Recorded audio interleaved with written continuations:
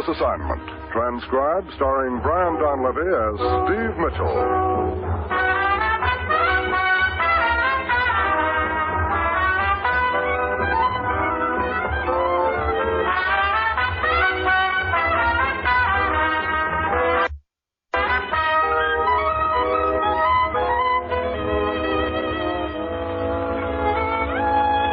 Danger is my assignment. I get sent to a lot of places I can't even pronounce. They all spell the same thing, though, trouble. But when I walk into the commissioner's office, I don't realize that this assignment's going to prove that sometimes you can hit a home run with the swing of a rusty gate.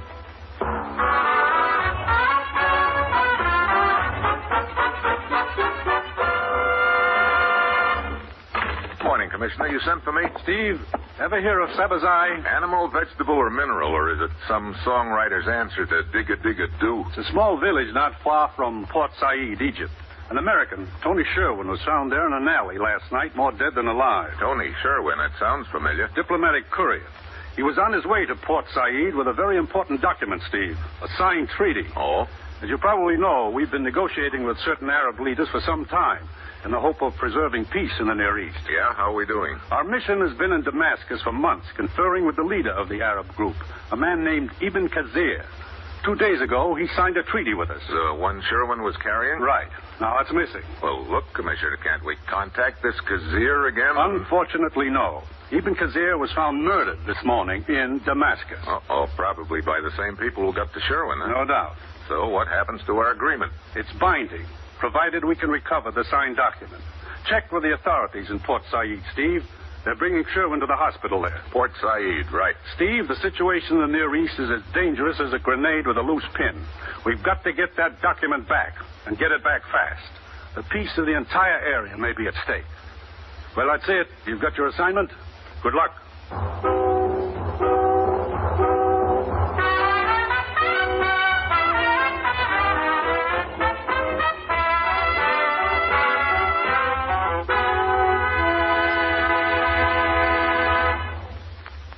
The National Broadcasting Company is presenting Dangerous Assignment, starring Brian Donlevy in the role of Steve Mitchell, colorful two-fisted government agent. At all those places of the world where danger and intrigue walk hand in hand, there you will find Steve Mitchell on another Dangerous Assignment. This is for it marks the return to the air of many of your favorite programs. Tomorrow evening, the Cavalcade of America once again will recreate incidents from our nation's history. Each week, Cavalcade of America will have stars from Hollywood and Broadway to portray our country's important historical personalities. So, for fine drama, presented in a most enjoyable fashion, be sure to hear the Cavalcade of America returning tomorrow evening to most NBC stations. Then on Wednesday, The Big Story comes back to the air following its summer vacation. The Big Story presents authentic dramatizations of the stories behind the screaming headlines in your newspapers. Hear The Big Story returning Wednesday on NBC.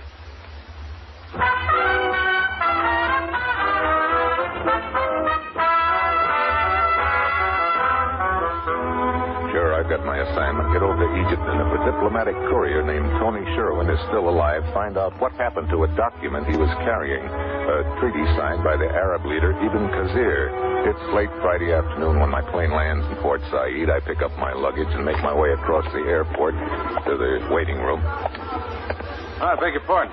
Yeah? Hannigan's the name. Chuck Hannigan, foreign correspondent. American, aren't you? That's right. I meet all the planes from the USA. Just checking on the home folks abroad.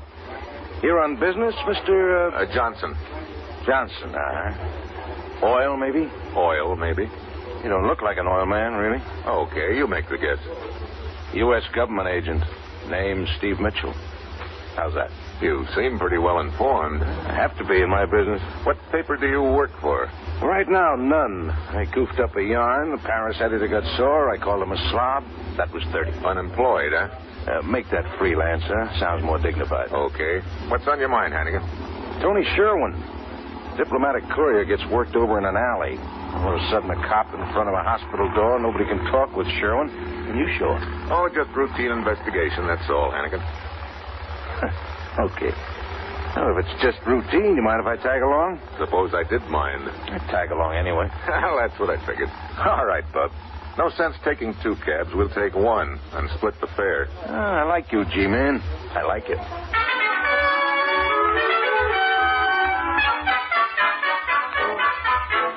Later, we pull up at the hospital. I leave my reporter friend in the lobby and go on up to Sherwin's room. If you're worrying about the papers, Mitchell, the treaty, don't. It's okay. You stash it away, Sherwin? Yeah. Back at Sabazai. It's a little whistle stop, about 10 miles. Yeah, I know. There's a narrow, crooked street not far from the depot. How far? 2 blocks. Can't miss it. Dead end. There's a fountain. On the right, a courtyard, deserted. The stuff's in there, under one of the stepping stones. 3rd one in, I think. Okay, I'll take care of it. Better be careful. You might have company. Sure. Any idea who did this to you, Tony? No idea at all. Meet anybody on the train? Well, yeah, a girl, Italian. Yolanda Minetti. Met her through an American named Griswold. He was on the train, too. Friend of yours? Just an acquaintance. He's a tourist. Ran into him in Damascus. Anyone else? Yeah. Zoltan. Victor Zoltan. Perfume salesman. Quite a character. Yeah? He insisted we'd met in the States before. I didn't remember. I see. I think he was just trying to sell me some perfume. Okay, Tony. I'll take it from here. In the meantime, you... Yes? Oh, say there, buddy. Oh, hello, Mr. Griswold. Officer here says I can't come in. Told him we was old buddy. Oh, it's all right, officer. Yeah, thank you, sir. Well, now, lad, how are you? Read about this little accident of yours in papers. Come hustling right over. Mr. Griswold, Mr. Mitchell. Howdy, boy. Mr. Griswold? Lad here put one over on me, Mr. Mitchell. Told me he was a novelist. Novelist my fight. George, diplomatic courier, more like. How do you like that? Feeling kind of puny, are you, lad? Sort of. Here, brung you some magazines and something to chomp on. Figs. Here, have one yourself, Mr. Mitchell. Oh, thanks, but I'll pass. Love 'em myself, but the seeds get in the teeth. Now, Tony, my lad, what's this all about? Somebody trying to do you in, huh? Get a look at the critter, did you? No, I didn't. Probably after some papers you was carrying, huh? Oh, see. Guess I'm asking too many questions. It's a government matter, Mr. Griswold. You understand, I'm sure. Course I do. Sorry. I think I'll be running along, Tony. Hey, you do that, boy. I'll stay here and jaw with Tony for a spell. I'm afraid not, Mr. Griswold. Our patient here needs all the rest he can get. He's had a rough go of it. Oh. Well, you say so. Yeah. Well, chin up, my lad, stout heart and all that. I'll keep in touch. And, say, Yes? you mind? Think I'll try one of those figs after all.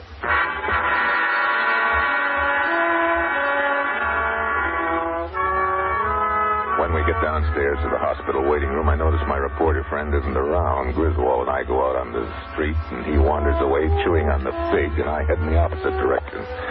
2 blocks later, I get the feeling I'm being tagged. I slip around the corner and ease into a doorway. Hello, Mr. Griswold. What? Oh, say, Mr. Mitchell. Give me quite a start, sir. I thought you were headed toward the native quarter. It's that way. I was. And then I run into... sorry, Mr. Mitchell. May I present my charming companion, Miss Minetti. Miss Minetti? How do you do, Mr. Mitchell? Sugarfoot here was on her way to the hospital to see Tony. Really? I understand from Mr. Griswold that no one is allowed to see him. That's right. There is a policeman at the door. Your orders, I believe. Right again. But why? Oh, a government matter, my dear. We shouldn't be asking too many questions. I see. Oh, say, Mr. Mitchell, Miss Minetti and I are on our way back to the hotel for a bite of supper.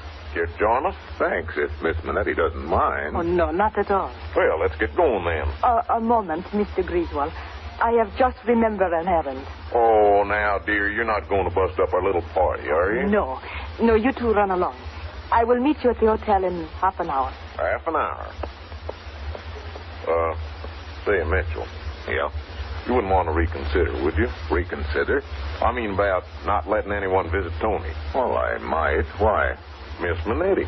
She seems real eager to see the lad. Real eager. Does she, Mr. Griswold? Real eager. Okay, I'll think about it. That's the promise.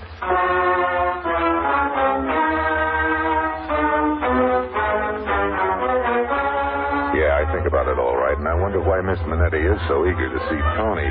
It's night by the time we reach the hotel. I check in and go on up to my room after telling Griswold I'll meet him in the bar in 10 minutes. I'm grabbing a fast shave when the phone starts jangling.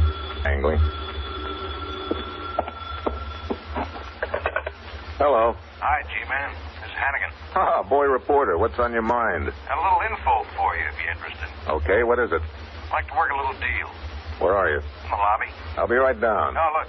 This better be a private chat. I've got a car parked in the alley, back of the hotel. Meet you there.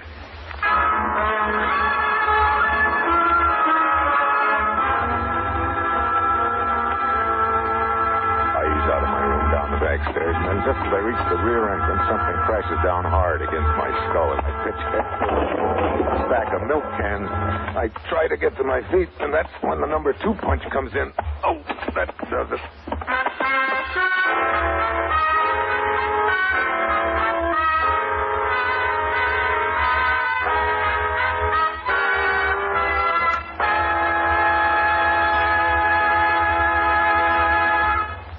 In just a moment, Steve Mitchell will continue his dangerous assignment. If you want your child to have the best elementary schooling you can give him, won't you get a pencil and paper to take down the address I'm going to give you at the end of this message? Unless we start preparing now, in a few years our public schools will be as behind the times as the Little Red Schoolhouse. Because of the high increase in our birth rate during and after the last war, it's estimated that by 1956, there will be some 7 million more children in elementary schools than there are now. We must start preparing at once. More equipment will be needed, textbooks, playgrounds, and above all, more elementary school teachers. To help assure your child a proper education, join and work with local groups and school boards. And for free information about how people in other communities are improving their schools, write to this address. National Citizens Commission for the Public Schools, 2 West 45th Street, New York 19, New York. That's National Citizens Commission for the Public Schools, 2 West 45th Street, New York 19, New York.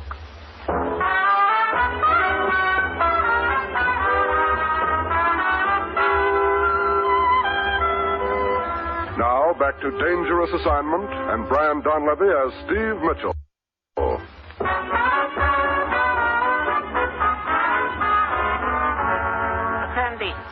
Effendi. Effendi, please. Are you dead or alive? What? Good. You are alive. How can you tell? Who are you? Mustafa. I work in the hotel kitchen. I heard a big clatter and I ran out to the alley. And found me draped over these milk cans, huh? Oh, do not feel badly, Effendi. The cans were empty. You did not spill any milk. Oh, well, that makes it all worthwhile, then. You wouldn't by any chance have gotten a look at the gent who clobbered me, would you? Clobber? Clobber? What is clobber? Freely translated, it means hit on the head. Oh, well, as I came out of the door, I saw a man running down the alley away from here. I have seen him around the hotel many times. He's an American reporter. Wait a minute. His name wouldn't be Hannigan, would it? Yes, it would.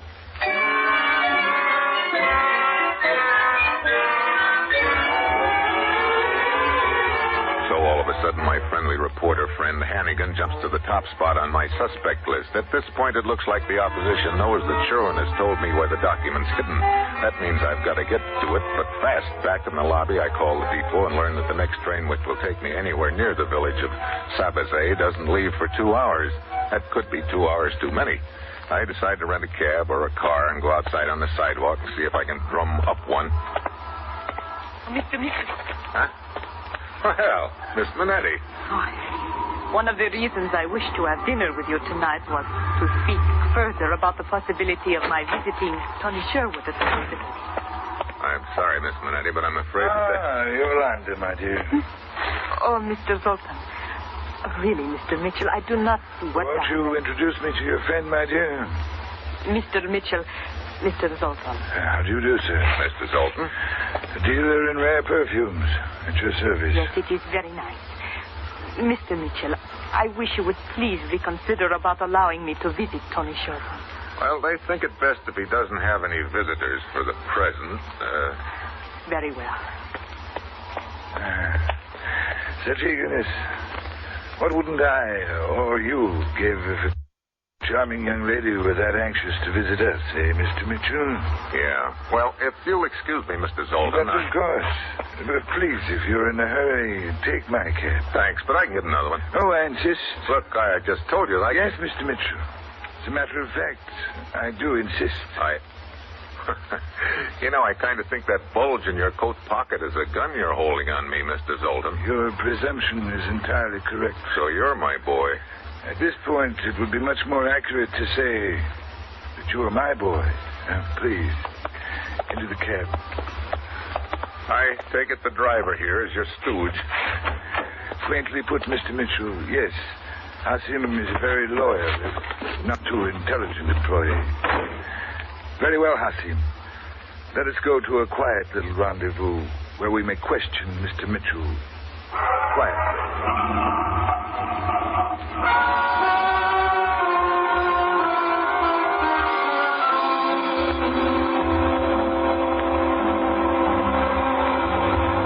Here we are, Mr. Mitchell.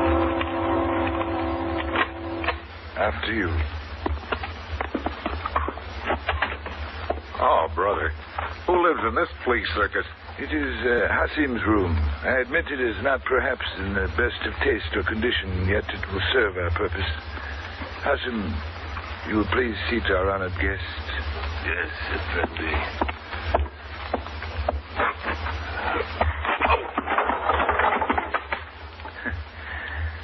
Not exactly the polite way of seating a guest, Hasim, but effective. Look, you big ape. Mr. Mitchell, I strongly advise you not to hurt Hasim's feelings by referring to him in such uncomplimentary terms. He's quite sensitive. Yeah, I'll bet he has the soul of an artist. And, of course, he is doubly zealous now because he failed to carry out his previous assignment where you are concerned. You were inconsiderate enough to fall into a stack of milk cans. The noise attracted the attention of a hotel employee, and Hasim had to leave. It was Hasim who slugged me then, eh? All of which brings me to the point, Mr. Mitchell. And what's that? Tony Sherwin, diplomatic courier.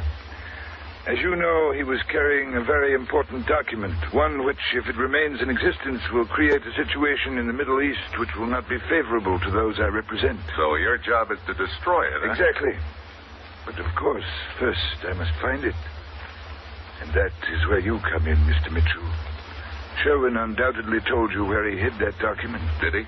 Now, I'm sure you're intelligent enough to realize that the sooner you tell me where it is, the better it will be for everyone, particularly you. I'm sorry, Zoltan, but I'm not very intelligent about things like that. I feared as much. Hasim. Oh, hey, look, that document isn't hidden behind my jaw. But perhaps your jaw may be loosened enough to tell us where it is hiding. Hasim. Hey, if you think I'm going to sit here and... Mr. Mitchell? Mr. Mitchell? My, Hasim. I'm afraid you overdid it.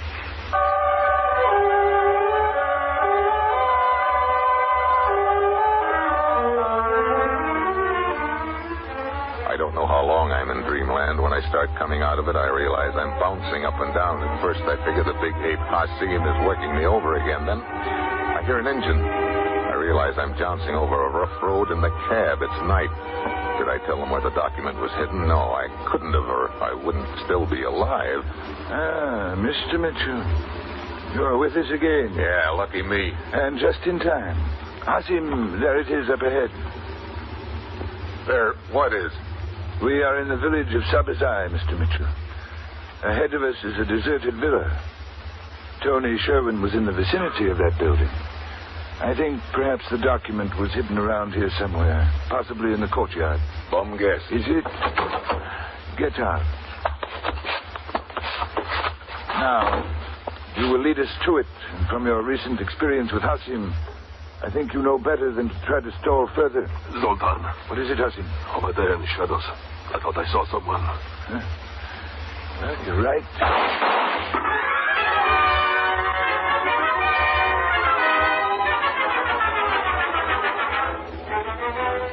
Zoltan throws a couple of shots into the shadows. His eyes run off me just long enough so I can tee off and have him.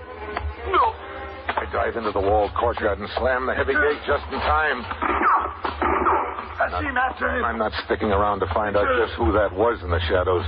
I reach the other side of the courtyard, pull myself up over the wall, and drop down into a narrow alley. I start pounding along it. Then, all of a sudden, an arm shoots out of the darkness and hooks me into a doorway. Hey, what? Relax.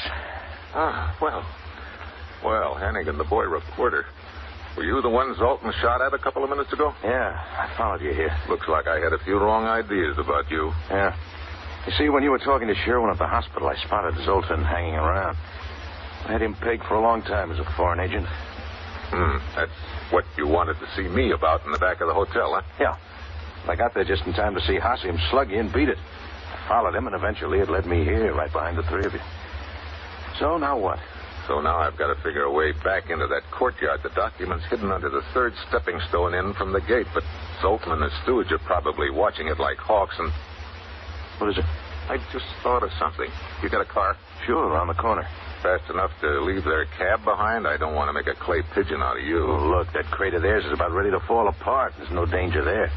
But what's the gang? Suppose you get in your car, gun down the street, and out of the village. They think we're together and follow me. That takes them off your tail long enough for you to grab the document, huh? I hope.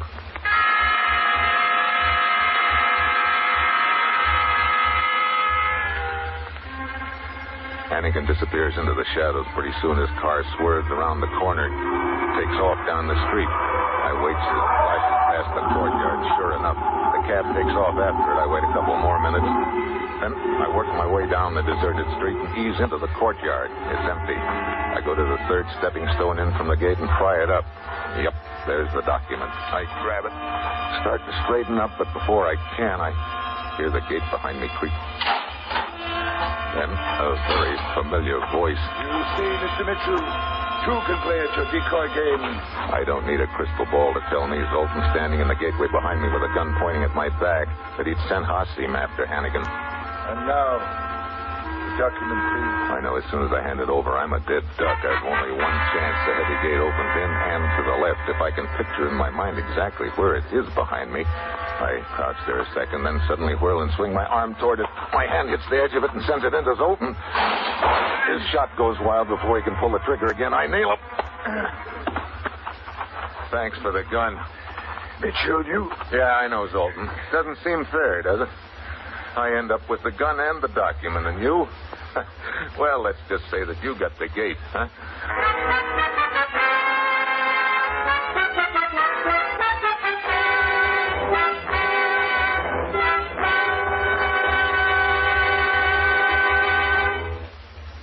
Our star, Brian Donlevy, will return in just a moment. Earlier in the program, we reminded you about the return from vacation this week of both the Cavalcade of America and The Big Story. But that's only part of the fine lineup of great shows returning to NBC this week.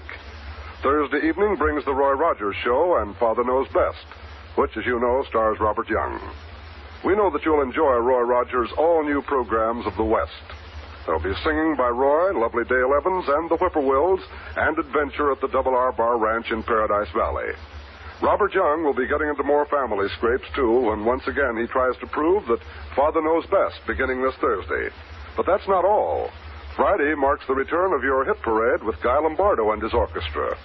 Your Hit Parade has always been a favorite of all America, as it numbers your favorite musical selections.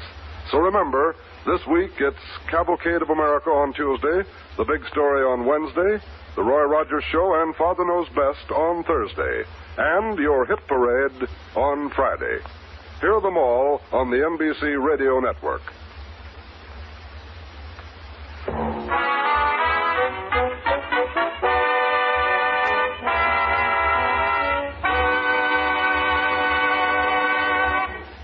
Next week, Lisbon. Two guys gunning for each other with me in the middle.